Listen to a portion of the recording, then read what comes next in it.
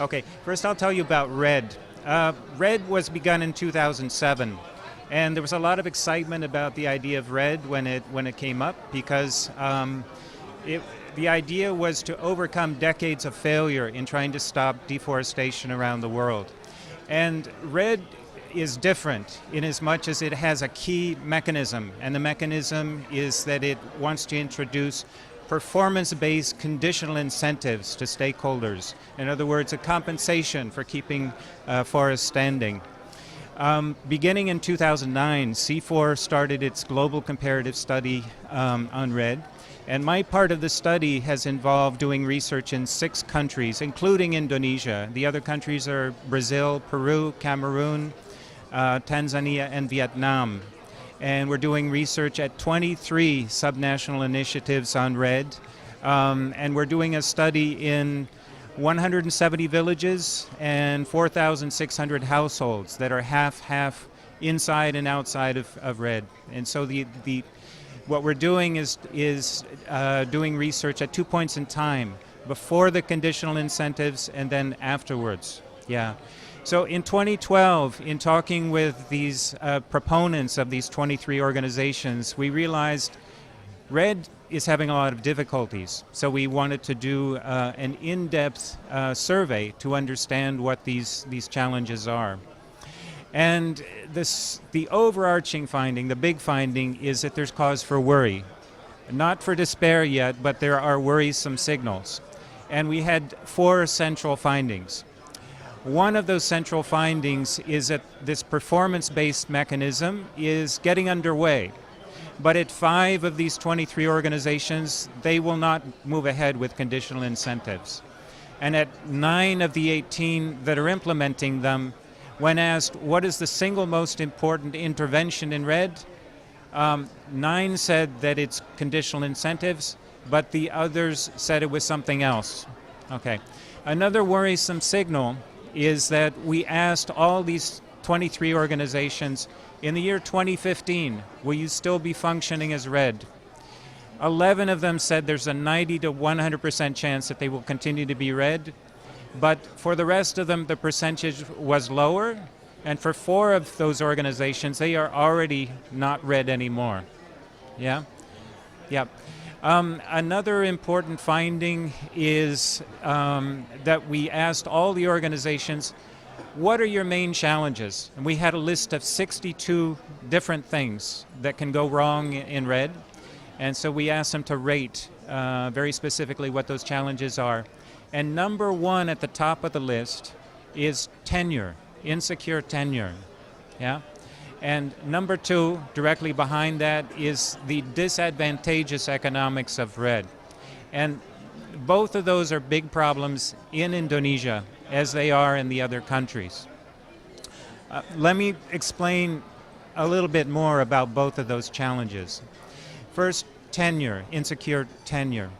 The reason that's a big problem for RED is that in RED, you have this stream of benefits, of financial compensation that you want to give to people in compensation for keeping forests standing.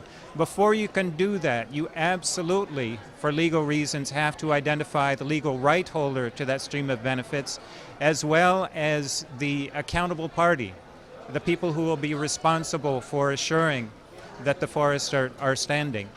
But even more important is the fact that across the forested landscape, not just in Indonesia but in other countries, it's a contested area. You have the government is a nominal owner of the forest according to statutory laws, but the customary point of view, and especially for indigenous peoples, is that they are the rightful owners. Yeah. And on top of that, you have the problem that in RED you absolutely have to have secure tenure conditions. Yet right now, in our study villages, most of them have external claims on these local forests. But RED cannot function under those conditions. You need what's called rights of exclusion. You need to have local people, farmers, have the ability to take care of the forest and have complete confidence that a concession holder, that a company is not going to come by and said, those are our forests, we want to clear them. Secure tenure conditions involve legal clarity over who is the right holder to the forest land. And that means that local people are either the owners of the forest or they have legal access rights. But most important for RED, it means that there is tenure security, not just today, not just tomorrow, but for years to come. Why? Because the idea of RED is to provide this compensation over many years to assure that the forests are standing. Essentially, the problem right now is that there is a lot more money to be made in forests by clearing the forests and establishing a plantation or doing something else. And this is what's called the problem of opportunity cost.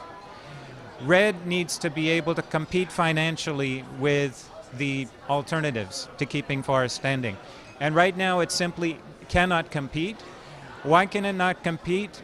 Because there is not yet a sufficient flow of money into the compensation system in RED in order to make it function. To give you some idea of the numbers involved, in order for RED to be viable, there would have to be a flow of compensation to pay for these opportunity costs at the level of 10 to 12.5 billion US dollars per year. But the amount of funding going into RED right now, total from 2007 until now, is $7 billion. Not per year, but across all those years. So we face a problem where much effort and much money has been put into setting up RED, but the funding is not yet there, and the fundamental problem, the main reason why this agreement is not yet there, is the failure to date to achieve a binding climate change agreement at the global level through the UN system. Year after year this has failed. Why is this necessary in order for RED to go ahead? Because in order for this financial mechanism to be established and take off and be viable in the long term, there has to be confidence that the RED architecture will endure.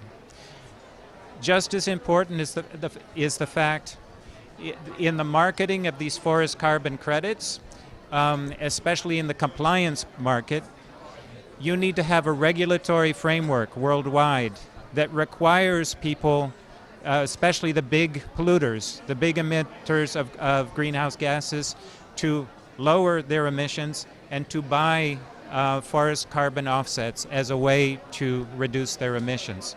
Without this regulatory environment, it's very difficult for the RED financial mechanism to approach anywhere what is needed. So what's happening right now is that RED is mainly funded, almost entirely, by public funds, by donor funds, by Norway and the other countries that are spending a lot of money to establish RED.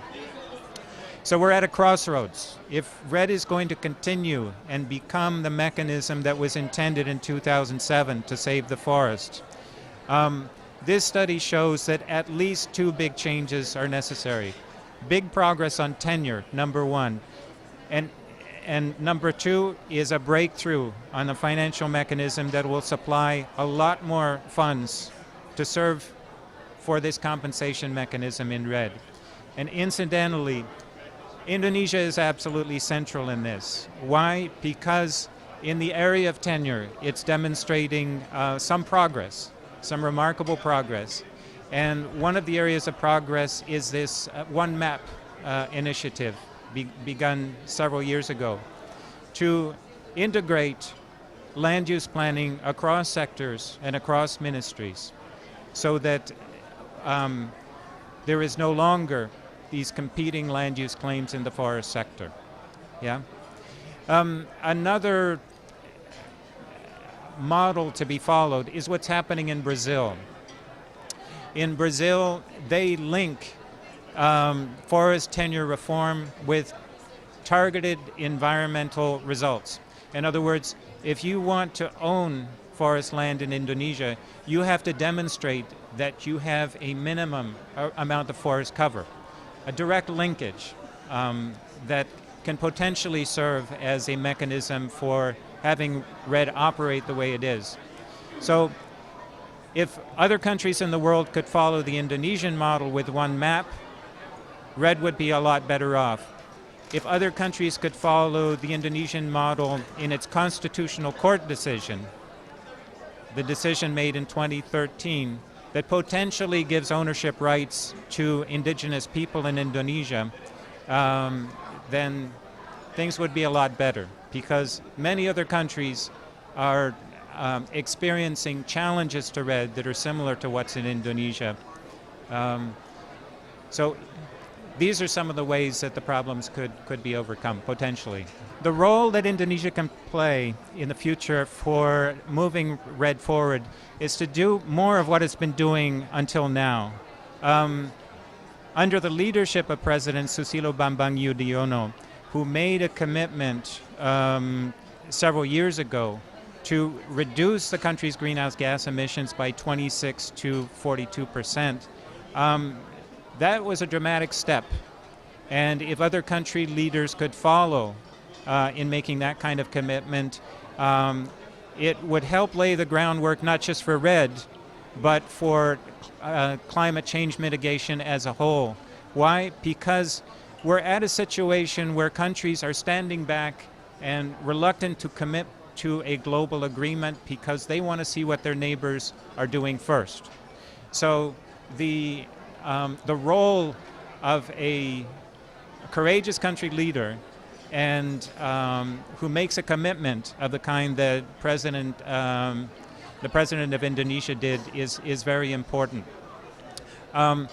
So beyond the election in Indonesia, it's important for the successor to the current president to have the same kind of courage and to not hesitate to speak on the international stage about the need for a binding global climate change agreement. And the opportunities are presenting themselves right now. Why? Because the next big UN climate change meeting is happening in December in Peru. Indonesia will have a very substantial delegation there, and it needs to continue to be a leading voice in laying the groundwork for climate change mitigation. The second answer to this question, specific to Indonesia, Indonesia is one of the leading greenhouse gas emitters in the world. What's important about Indonesia is the very large fraction of its greenhouse gas emissions that's coming from the forest sector. And this is why Indonesia needs to be a leader in red, because it's a key part of the problem in the forest sector, but it is also a key part of the solution, and potentially it can continue to be a key part of the solution.